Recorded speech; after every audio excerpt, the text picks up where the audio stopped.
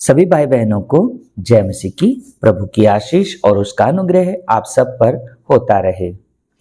और हम आज मत्ती रचित सुसमाचार अध्याय 11 वचन 1 से 30 तक देखेंगे।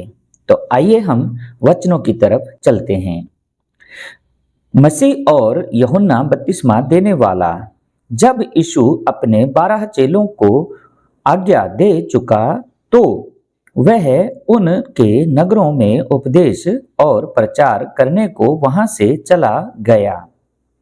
यूहन्ना ने बंदीगृह में मसीही के कामों का समाचार सुनकर अपने चेलों को यीशु से यह पूछने भेजा कि क्या आने वाला तू ही है या हम दूसरे की बाट जोहें।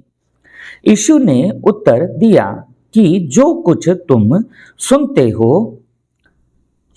हो और देखते हो वह सब जाकर यूहन्ना से कह दो कि अंधे देखते हैं और लंगड़े चलते हैं फिरते हैं, कोढ़ी शुद्ध किए जाते हैं और बहरे सुनते हैं, मुर्दे जिलाए जाते हैं और कंगालों को सुसमाचार सुनाया जाता है। और धन्य है वह जो मेरे कारण ठोकर ना खाएं। जब वह वहां से चल दिए तो यीशु यूहन्ना के विषय में लोगों से कहने लगा, तुम जंगल में क्या देखने गए थे? क्या हवा से हिलते हुए सरकंडे को? फिर तुम क्या देखने गए थे?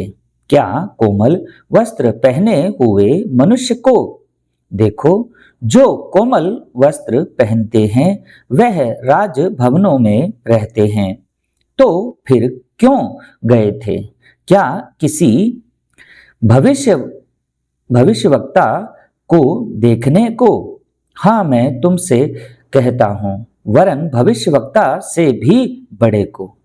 यह वही है जिसके विषय में लिखा है कि देख, मैं अपने दूत को तेरे आगे भेजता हूं, जो तेरे आगे तेरा मार्ग तैयार करेगा। मैं तुमसे सच कहता हूं कि जो स्त्रियों से जन्मे हैं उनमें से यूहन्ना बपतिस्मा देने वाले से कोई बड़ा नहीं हुआ, पर जो स्वर्ग के राज्य में छोटे से छोटा है वह उससे बड़ा है।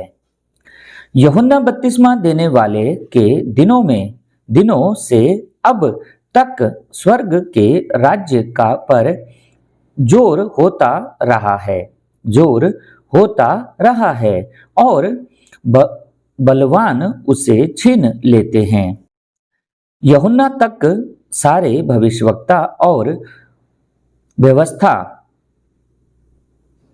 भविष्यवाणी करते रहे, और चाहो तो मानो एलिय्याह जो आने वाला था वह यही है। जिसके सुनने के कान हों वह सुन ले। मैं इस समय के लोगों की उपमा किस से दूं? वह उन बालकों के समान है जो बाजारों में बैठे हुए एक दूसरे से पुकार कर कहते हैं कि हमने तुम्हारे लिए बांसुरी बजाई और तुम ना नाचे, हमने विलाप किया और तुमने छाती नहीं पीटी। क्योंकि यूहन्ना ना खाता आया और ना पीता, और वह कहते हैं कि उसमें दुष्ट आत्मा है।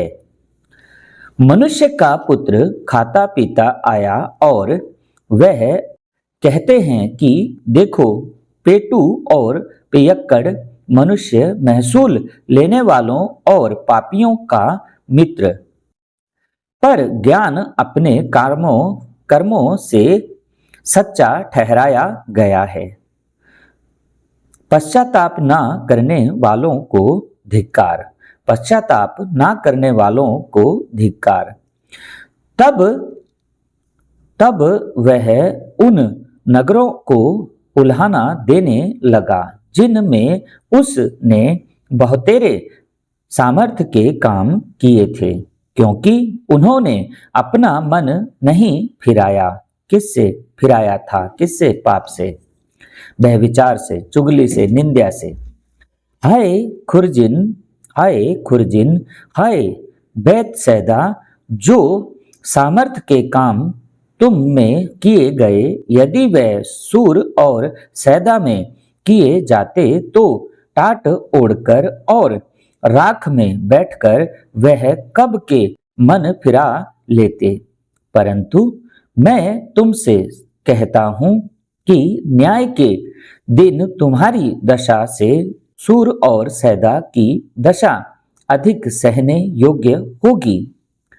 और है कफरनूम, क्या तू स्वर्ग तक ऊंचा किया जाएगा? तू तो अधलोक तक नीचे जाएगा।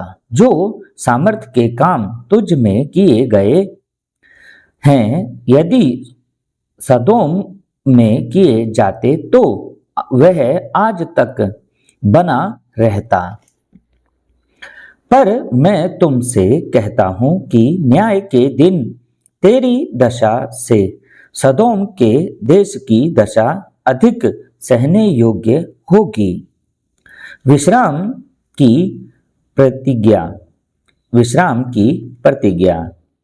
उसी समय यीशु ने कहा, है पिता, स्वर्ग और पृथ्वी के प्रभु, मैं तेरा धन्यवाद करता हूँ, मैं तेरा धन्यवाद करता हूँ कि तूने इन बातों